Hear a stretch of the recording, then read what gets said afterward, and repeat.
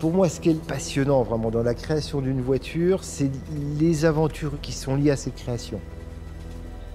De l'angoisse de la feuille blanche jusqu'à la réalisation des prototypes. C'est un objet qui est super technique, très challengeant, avec plein de normes, plein de contraintes, etc. Mais en même temps, ça touche la vie des gens au plus profond de chacun, puisque finalement, c'est leur instrument de liberté. C'est une sorte de prolongation de chez soi. Qu'est-ce qu'une belle voiture? Qu'est-ce qu'une belle voiture? Il y a forcément du désir, une voiture dans laquelle on se sente bien et dont on a envie de se souvenir toute sa vie. Peut-être moins par ce qu'elle représentait à une certaine époque, une agressivité, une puissance, un matu vu, mais tout le reste qui fait que notre quotidien sera bien meilleur et qu'on fera des voyages plus doux, plus agréables, moins fatigants.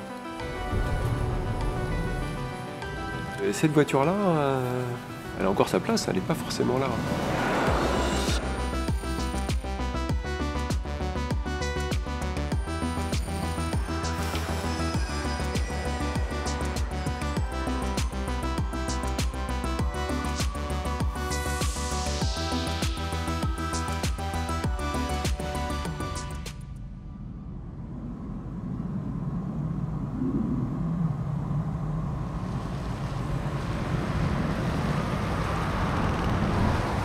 Ça, ce qui est vraiment incroyable, en fait, c'est le silence dans lequel elle se meut. C'est vraiment impressionnant. C'est vraiment ce qui est le plus impressionnant par rapport à d'autres voitures qu'on a déjà développées. C'est le niveau de silence qu'on a avec cette voiture. Vous n'avez pas l'impression qu'on va vite, hein?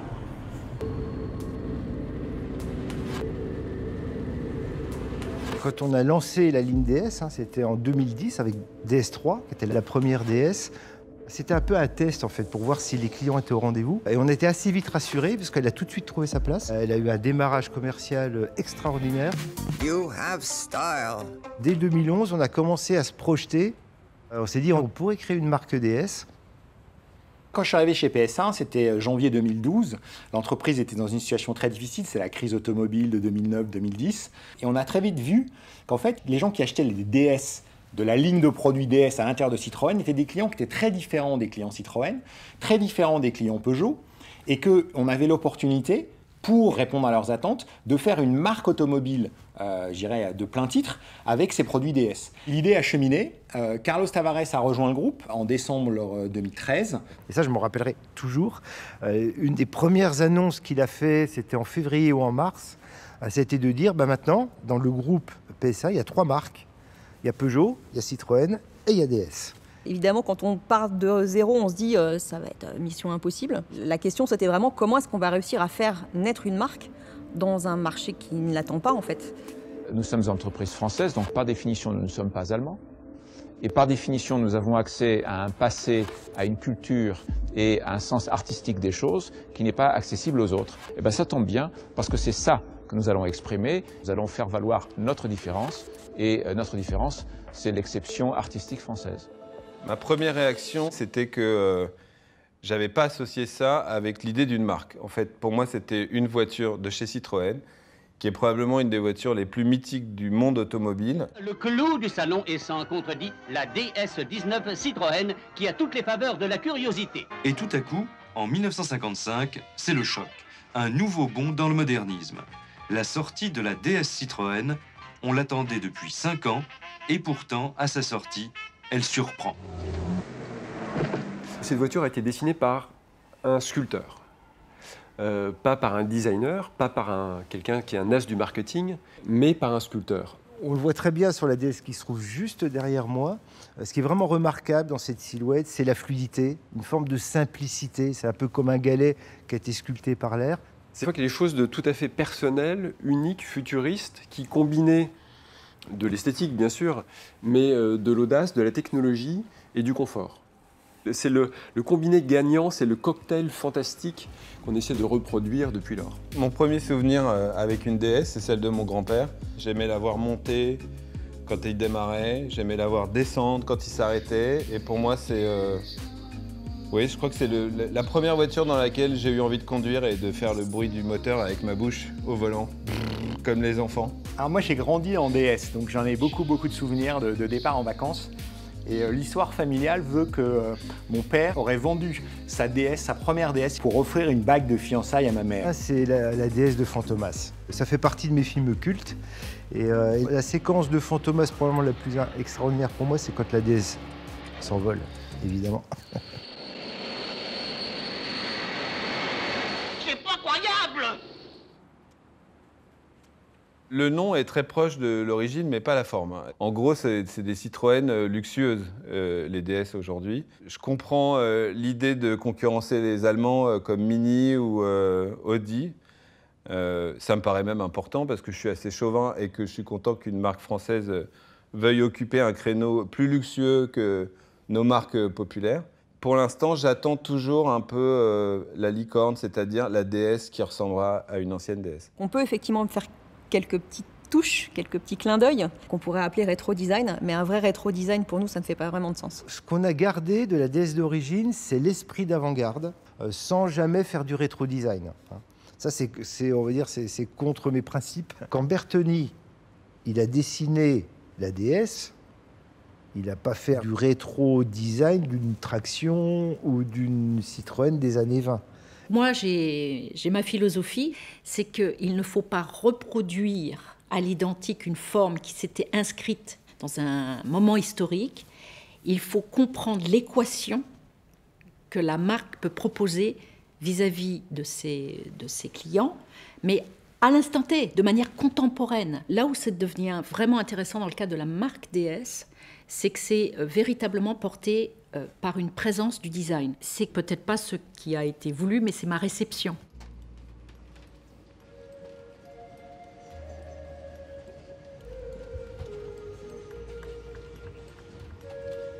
Ma passion pour le design automobile, elle est venue d'abord de ma passion pour le dessin.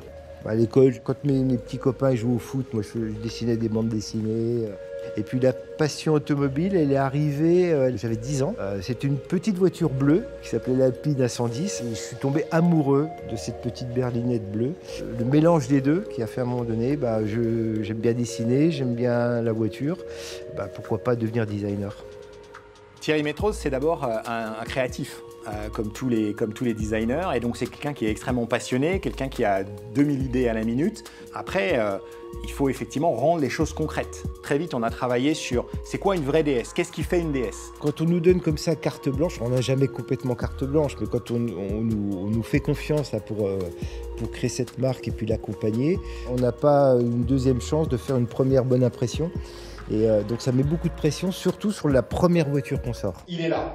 Le SUV by DS. Le DS7 Crossback inaugure le nouveau design de DS et s'annonce comme le premier d'une série de nouveaux modèles qui vont s'échelonner sur les 4 prochaines années. On ne peut pas être consensuel. Si on est consensuel, on est mort, on n'existe pas. Donc on est obligé de faire quelque chose qui sorte un petit peu du lot. En fait, la question, c'est de savoir où on s'arrête entre le trop consensuel et aucun intérêt et le beaucoup trop clivant, là, 90% des clients ne vont pas nous suivre. On a un concept car qui a été fondateur dans l'histoire de la marque, c'est le Divine DS qui a été lancé en 2014, qui portait en fait vraiment l'ADN de notre style futur, avec un contenu extrêmement fort qui a nourri en fait l'ensemble des projets qu'on a développés après.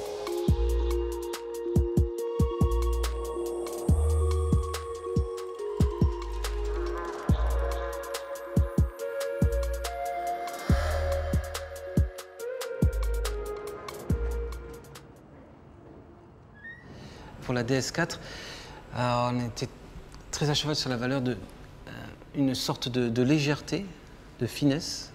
Il y a un sketch qui nous a attirés de suite. C'était un corps automobile très étiré et campé sur des grandes roues. Tout cet imaginaire nous a transportés. On voyait, ça y est, on voyait tous un peu différemment, mais on voyait le même objet. On part de l'émotion, un petit sketch, on essaie de la traduire en forme et ensuite on part dans vraiment un travail de sculpture sculpture sur des maquettes échelle 1 pour ne pas perdre l'émotion première qu'on avait vue sur ce petit sketch en définitive. On essaie toujours de développer une couleur plus visible que les autres, qui va correspondre au caractère du véhicule, qui va le rendre plus visible. C'est pas forcément celle qu'on vendra le plus, mais c'est celle qui impactera le plus la rétine.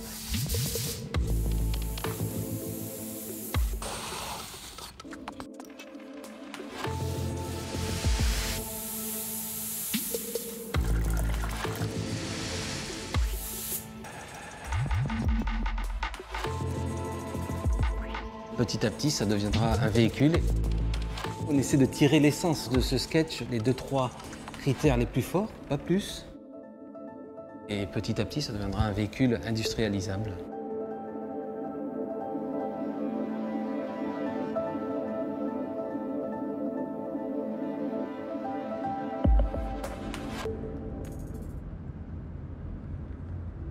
Donc là, on va en direction des ateliers de Lison de Caunes, qui est une personne qu'on adore, avec qui on a travaillé notamment sur notre dernier concept car, Aerosport Lounge.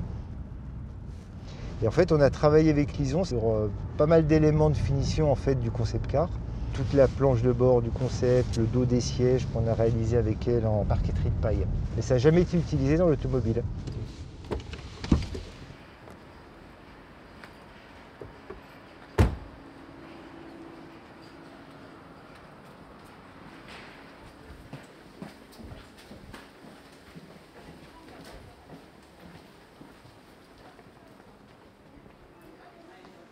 Je vais vous en prendre une, je vais vous montrer. Donc on a un fût de paille, hein, qui est donc creux. Et nous, on l'ouvre à la main. Et avec un pouvoir ou un autre outil, on l'écrase. Une fois que la paille est écrasée, on a un ruban. Voilà. Et c'est ce ruban qu'on va coller. C'est en même temps très basique, hein, comme travail. C'est de la paille ouverte, écrasée et collée. Je fais attention de ne pas salir votre cuir. Je ne sais pas ce qu'il va y avoir là, ça représente quoi ça? Ça c'est la poignée d'ouverture de la porte. Donc normalement on a une petite pièce de finition qui doit venir autour. Donc ça se trouve vous n'aurez pas besoin de venir remborder complètement. En fait je vais venir remborder pour que ça soit plus solide.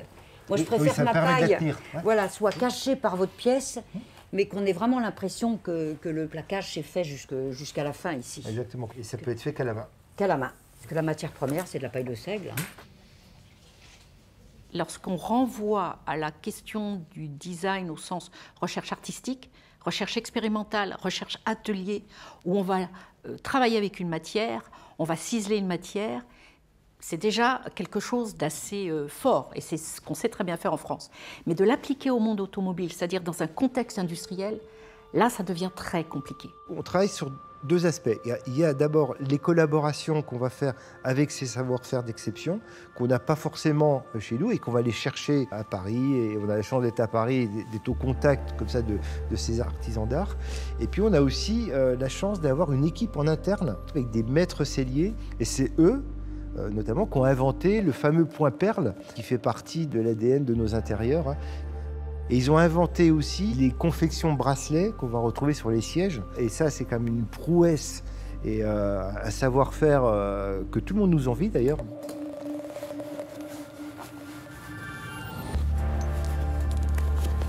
Il m'a fallu 1 mois et demi pour créer en fait ce bracelet de montre.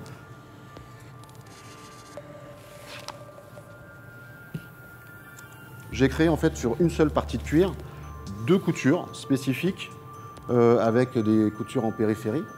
Et derrière, je les remplis via de la mousse. Et une fois qu'ils sont remplis, je fais ce qu'on appelle, nous, des piqûres décoratives. C'est pour ça qu'on n'a pas le même rendu longitudinal et horizontal. C'est assez complexe à faire, mais une fois qu'on a trouvé la solution, on l'a proposé à nos fournisseurs. Et le premier fournisseur nous a répondu non à l'époque. Trop nouveau, du moins, il ne savait pas faire, en fait. On l'a bien compris, hein. Et à l'époque, une société qui venait d'arriver sur la France s'était dit nous, on va le lancer, on va vous aider, on va le mettre en place. Ça a été très créatif au début, énormément, hein, parce qu'en fait, on a quand même fait le bracelet de montre, on a quand même fait des cuirs qui étaient patinés, du moins, même dégradés. On est sorti un peu de notre zone de confort. Et donc, ça a été apprécié.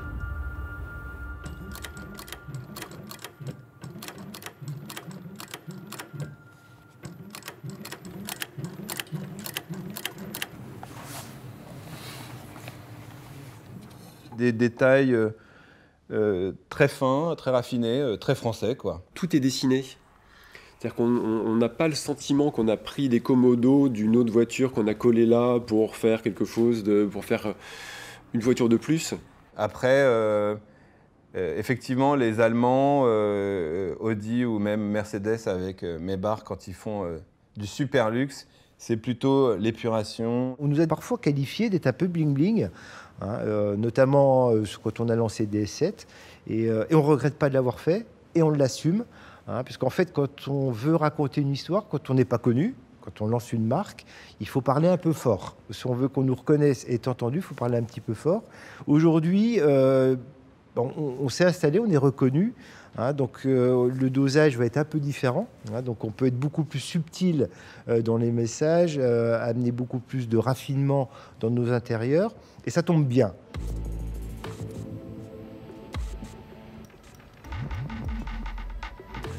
Il faut aller loin pour revenir raisonnable. On a besoin aussi, en fait, à un moment donné, dans une expression, d'être très caricatural pour voir où est le potentiel. Sur cette voiture-là, on a voulu vraiment travailler sur la zone de contact.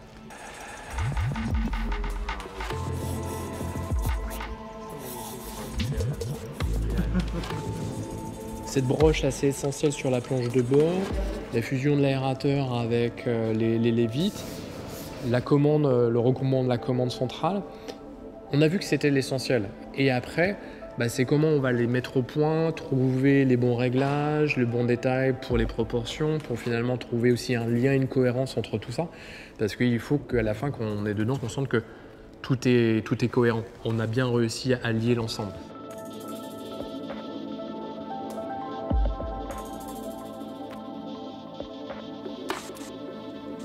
Le travail du détail était vraiment d'emblée parfaitement en adéquation et surtout présentait un potentiel de différenciation. La marque a besoin de se différencier, d'abord vis-à-vis des marques de sa propre maison, mais aussi vis-à-vis des autres marques. Et d'aller au bout du bout de cette démarche, seul DS l'a fait. Et DS est aujourd'hui une marque qui devient véritablement un ambassadeur de la création française dans le monde. C'est pas encore reconnu, mais ce sera reconnu en restant bien centré sur cette qualité.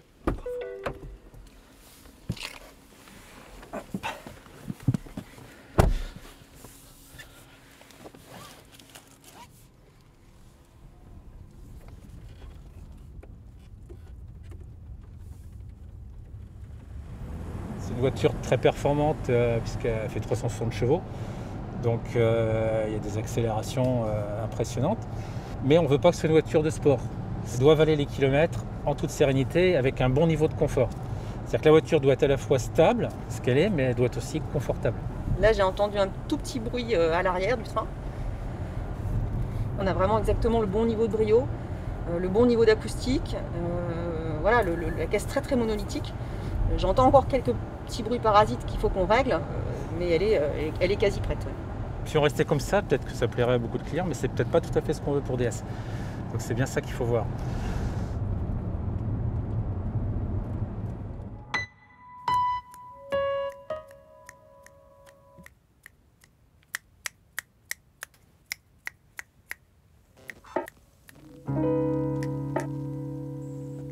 Une chose à laquelle on s'est beaucoup attaché sur l'expression de sérénité, c'est quelque part comment on exprime le silence.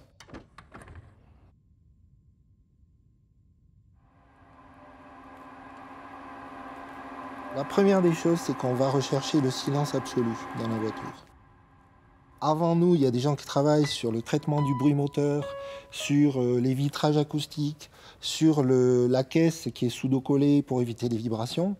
Mais nous, quand on prend la voiture, elle est déjà parfaite, et qu'on met du son dans les haut-parleurs, il y a d'autres vibrations qui peuvent apparaître, et c'est sur ça qu'on va travailler avant la mise au point du système audio. Et ensuite, une fois qu'on a fait ça, on va commencer à écouter de la musique.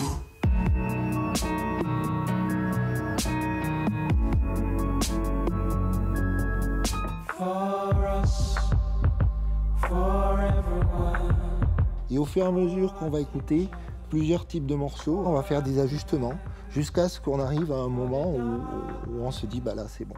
Une fois qu'on a à l'oreille la sensation qu'on n'a plus grand chose à améliorer, là on va appliquer un outil de mesure subjective qui est basé sur la psychoacoustique et qui nous permet de mettre une note de 0 à 10 sur le système et de savoir si on a bien atteint notre objectif. Et du coup la DS9 elle a eu quoi comme note? Ah, je peux pas vous le dire, c'est un secret.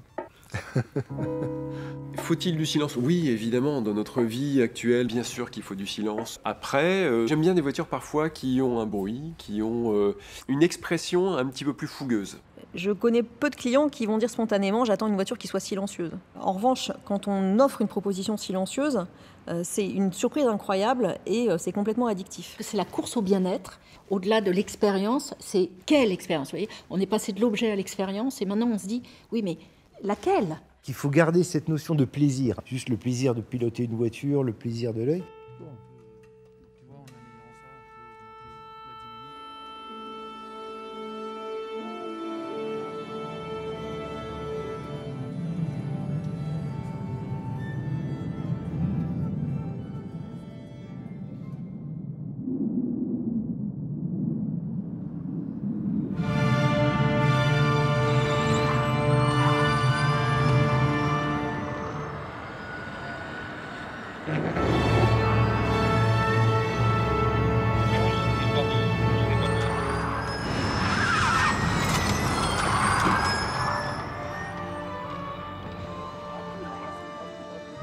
On a une chose qui est extrêmement motivante dans la marque DS, c'est notre présence en Formula I, avec l'équipe DS Tichita. On est quand même double champion du monde, 2 fois de suite. On a battu Porsche, on a battu BMW, Audi, Jaguar et tous les autres. Donc je pense que l'expérience qu'on a acquise dans le sport auto, c'est une expérience qui peut se transmettre pour la marque DS Automobile. Is this the last one? Yeah. It's funny because earlier you turn more grip. Yeah. You go like I don't want to touch it, but you need to turn in early. Mais près la charrette.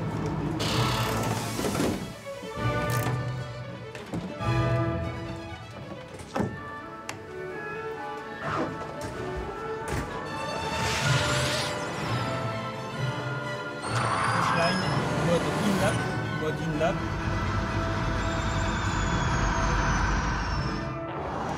C'est plutôt pas mal de faire les interviews quand une Formule 1 roule parce que ça vous permet de continuer à faire l'interview, c'est pas mal ça. Ouh, gros blocage, on les entend bien aussi. Le savoir-faire de DS Performance, notamment ce qui concerne la régénération, et c'est ce qui nous fait gagner en Formule 1, on arrive à en récupérer, en gagner et à mettre cette intelligence dans nos voitures. On freine, on ralentit, mais c'est de l'énergie qu'on va pouvoir utiliser plus loin.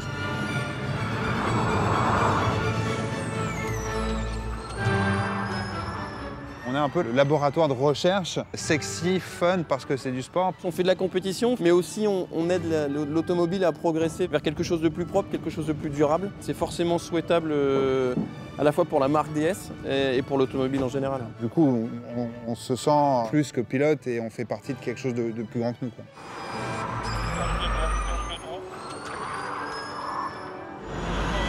Ici, en fait, on est en train de transformer les DS9 en version 4x4 performance. L'élément qu'on monte sur le train arrière est un motoréducteur similaire dans la technologie à ce qui est utilisé en formule électrique. Et donc la voiture passe de 225 chevaux à 360 chevaux.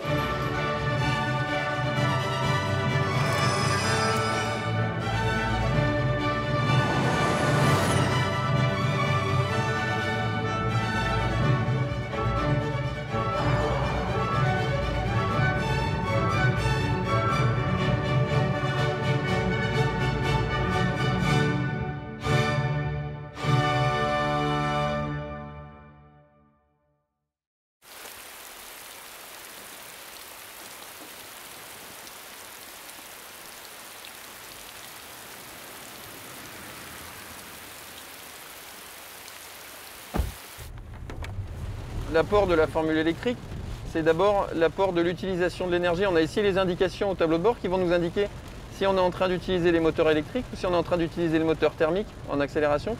Et bien sûr, là, il y a un freinage qui arrive.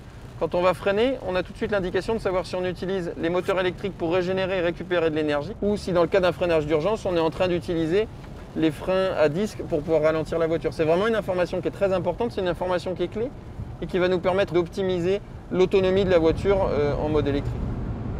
Et la différence, elle est notable, parce que le moteur, on a rajouté donc un moteur électrique à l'arrière qui fait 110 chevaux, et lui, il est en prise directe avec les roues. Et donc, dès qu'on accélère, on a la puissance qui arrive à l'arrière. Dans le monde des voitures très performantes, il n'y a pas beaucoup de concurrentes qui ont ce niveau de puissance en hybride rechargeable actuellement. Donc le temps qui reste à peu près à travailler sur la voiture, c'est 2 mois en gros. Dans 2 mois, tout est plié, c'est terminé.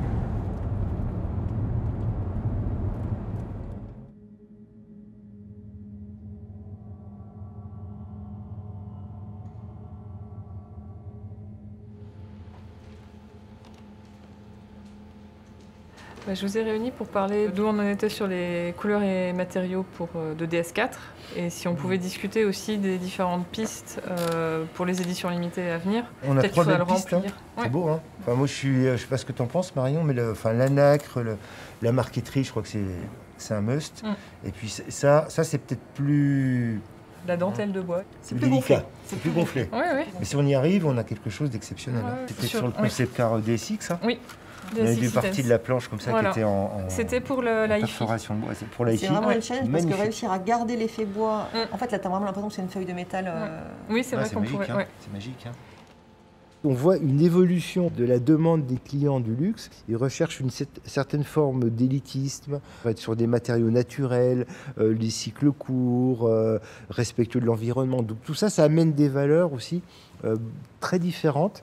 Empreinte de beaucoup plus de sérénité, de simplicité, de zénitude. Le luxe, c'est d'abord la qualité des matériaux et le dessin. Mais aujourd'hui, est-ce qu'on peut faire abstraction de la technologie dans une voiture? Je pense pas, les gens le veulent. C'est globalement un plus pour l'utilisation d'une voiture. Il faut évidemment avoir cette démonstration technologique. Cette interface homme-machine qui doit être complètement intuitif. On l'a exprimé puissance 10 sur notre dernier concept car, Aerosport Lounge, avec un intérieur justement qu'on a voulu extrêmement serein. On a même été très loin parce qu'on a fait disparaître complètement les écrans. Là justement, on peut se dire que DS, ils ont un peu compris l'épuration et en fait, c'est toujours un cockpit d'avion, mais avec des matériaux, je sais pas comment dire, sensitifs ou sensibles. Et en fait, il n'y a plus de boutons et les boutons apparaissent sous le doigt au moment où on doit s'en servir. Le feedback, l'haptique, c'est un feedback. Feedback, ça veut dire un retour. C'est nous sécuriser avec l'idée d'être entendu. En tant qu'être humain, on se parle, on donne des petits signes, des petits gestes. Comment faire qu'une machine, une voiture, nous renvoie des comportements qui correspondent à nos façons d'interagir entre êtres humains. Pour l'instant, c'est magnifique dans un concept car. On n'est pas encore au point pour le mettre en série, de telle sorte qu'on puisse s'en servir aujourd'hui comme un désignateur ou un écran de commande. Mais voilà, ce côté assez incroyable de cette technique par ultrason, c'est quelque chose qu'on va continuer à travailler dans le futur, même si ce n'est pas pour demain matin.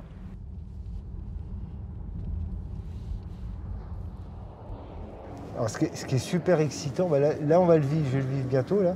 Ça va être en juin normalement. On va commencer à rouler avec les premières DS4.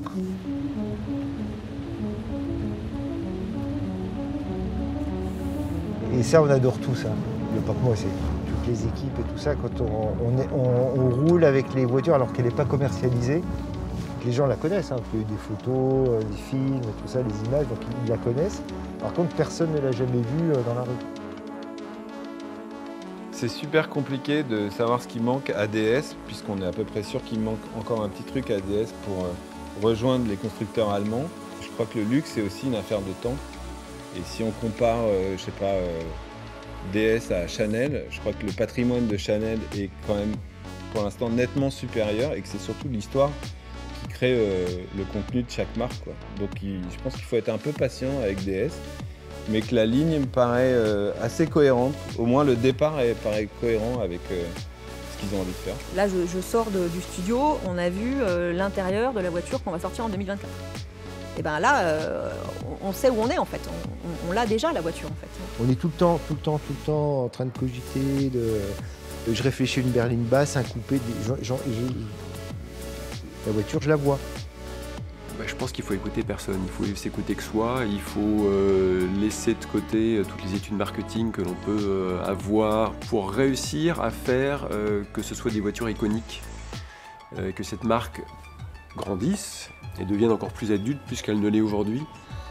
Et je crois qu'il faut de l'ambition et de l'audace avant tout, et les gens suivent, bien sûr.